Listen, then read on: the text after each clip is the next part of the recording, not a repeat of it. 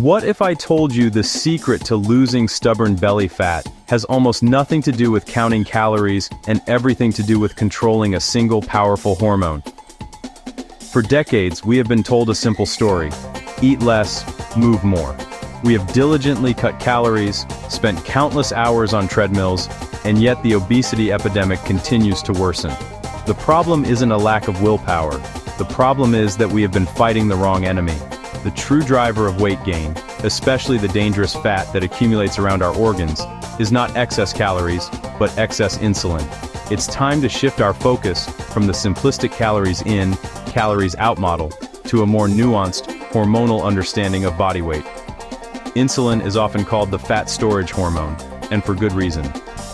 When we eat, particularly carbohydrates, to a lesser extent protein, our blood sugar rises. In response, the pancreas releases insulin. Insulin's primary job is to help our cells absorb this glucose from the bloodstream for energy. However, its other critical role is to signal the body to stop burning its stored fat and start storing any excess energy as new fat. Think of insulin as a one-way switch. When insulin is high, the gate to your fat stores is locked shut, and your body is in storage mode. When insulin is low, the gate swings open, allowing your body to access and burn that stored fat for fuel.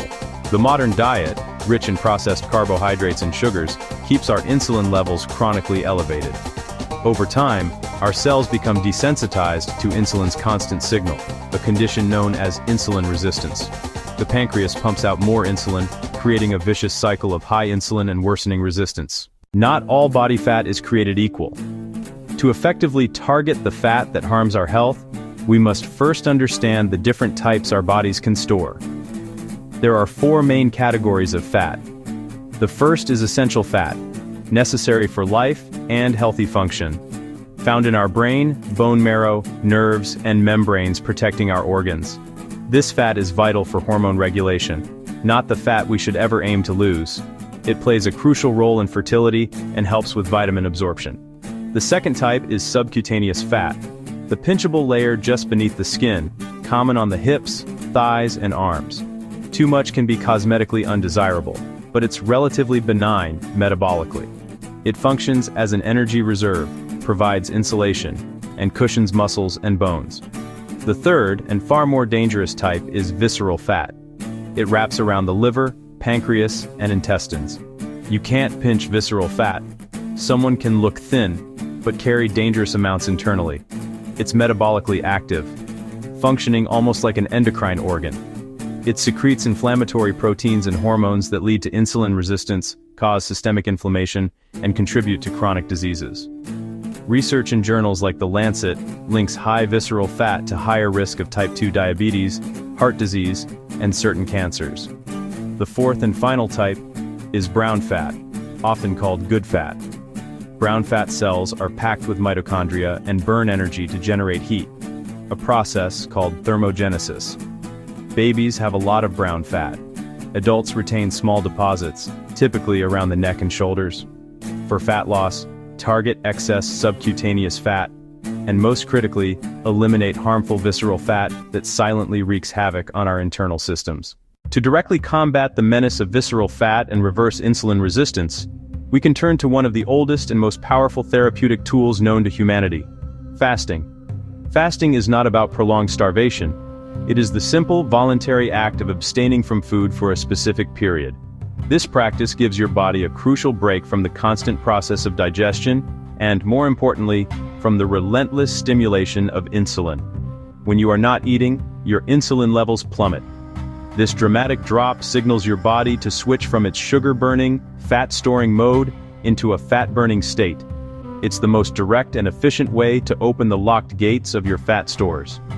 During a fast, your body first uses up stored glucose, or glycogen, in your liver. Once this readily available fuel is depleted, typically in about 12-24 hours, your body must find an alternative energy source. It then turns to your stored body fat, breaking it down into fatty acids, and converting them into ketones for energy.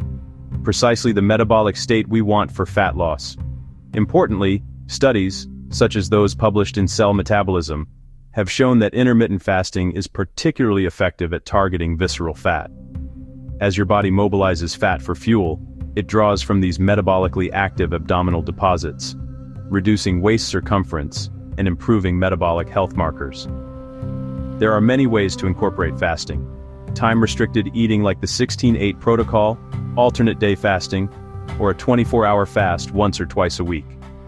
The method matters less than creating regular low insulin periods.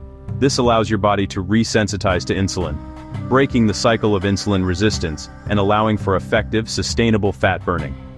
Beyond fat loss, fasting triggers autophagy, the body's cellular cleanup, described by Nobel laureate Yoshinori Ohsumi, reducing inflammation, improving cellular function, and potentially slowing aging. For generations, we have been conditioned to fear dietary fat. We were told to choose low-fat yogurts, fat-free dressings, and lean everything. Advice based on flawed science that drove up sugar intake and worsened metabolic health. The truth is, eating healthy fats does not make you fat. In fact, it is essential for training your body to burn fat. When you consume dietary fat in the absence of carbohydrates, it has a minimal impact on insulin levels. Fat helps keep you in a low insulin state, promoting fat burning. Adopting a higher fat, lower carbohydrate diet fundamentally shifts your body's primary fuel source from glucose to fat, both the fat you eat and the fat you store. A high-fat, low-carbohydrate approach, often called a ketogenic diet, puts your body into nutritional ketosis. Your liver produces ketones from fat, a clean and efficient fuel. Fat is highly satiating, stabilizes blood sugar, and reduces cravings, making it easier to eat less without feeling deprived. This isn't about adding butter to everything. It's about strategic choices. Replace inflammatory vegetable oils and processed low-fat foods with whole food fat sources. Cook with olive oil, coconut oil, or butter. Add avocados. Enjoy nuts and seeds in moderation. Choose fattier cuts of meat or oily fish like salmon. By making fat your primary fuel, you keep insulin low, control hunger, and turn your body into a fat-burning machine, including burning dangerous visceral fat. Selected research: Hall et al., Cell Metabolism, Ludwig and Ebeling, JAMA, Harvey et al., BJN, Virati, Obesity Reviews. Results vary. Protein is essential for building and repairing tissues, producing enzymes, and supporting immune function. It has a high thermic effect and is highly satiating. But you don't need massive amounts. Excess protein can convert to glucose via gluconeogenesis, raising insulin and potentially inhibiting ketosis. For most seeking weight loss, aim for approximately 1.2 to 1.7 grams of protein per kilogram of ideal body weight, not current weight. Example: ideal body weight 70 kilograms, about 154 pounds, targets 84 to 119 grams per day, distributed across meals. This is sufficient to preserve lean muscle mass and support a healthy metabolic rate without pushing you out of fat burning. Can you eat carbohydrates and still lose fat? Yes. But type and quantity are paramount. Refined and processed carbohydrates, sugar, flour, bread, pasta, rice, rapidly break down into glucose, causing large insulin spikes that slam the door on fat burning. For your body to access fat stores, insulin must be low. High glycemic carbs make this metabolically impossible. Be selective. Small amounts of low glycemic, high fiber, above ground vegetables like leafy greens, broccoli, cauliflower, and bell peppers. Fiber slows absorption and blunts insulin. If insulin resistance is significant, begin with under 20-30 grams of carbs per day to become fat adapted. Later, some can strategically reintroduce small amounts while maintaining progress. Always prioritize keeping insulin low. In our quest for health, we often fall prey to clever marketing and outdated advice, choosing foods that hinder fat loss. Oatmeal, especially instant, is highly processed and can cause significant blood sugar and insulin spikes, starting your day in fat storage mode. Most fruits are high in sugar, particularly fructose, which goes straight to the liver. Excess fructose contributes to fatty liver and insulin resistance. Limit bananas, mangoes, and grapes. Prefer small portions of berries. Low-fat fruit yogurt often contains as much sugar as a candy bar. Natural dairy fat slows digestion and blunts insulin. Choose full-fat, plain Greek yogurt instead.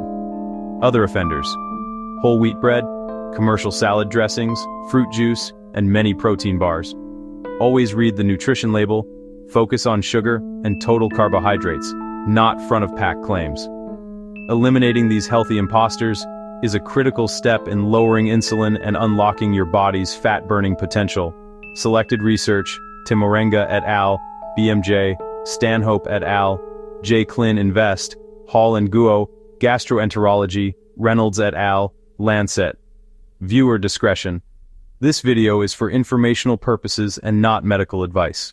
So, what should you eat and drink? The blueprint for sustainable fat loss is simple. Focus on whole, unprocessed foods that nourish your body while keeping insulin levels low. Build your meals around a foundation of protein, healthy fats, and fiber. The single greatest food to incorporate for burning fat is, surprisingly, fat itself. Healthy fats provide clean energy without spiking insulin. Toolkit: healthy fats: avocados, olive oil, coconut oil, butter, ghee.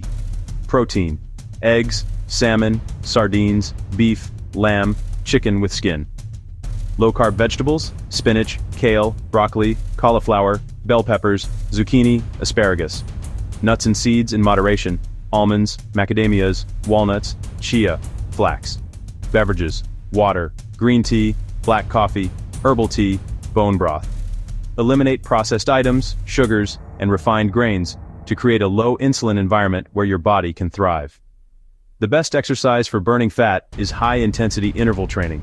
Short bursts of all-out effort followed by brief recovery.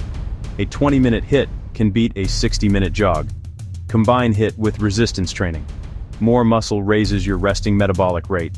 Don't eat all the time. It's not just what you eat, it's when you eat.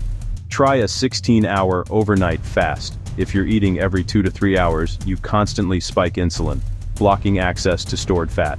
Disclaimer: informational only. Consult your doctor. Now you have the knowledge. Start today. Pick one. Skip breakfast tomorrow, clear the sugar out of your pantry, or try a 15-minute HIIT workout.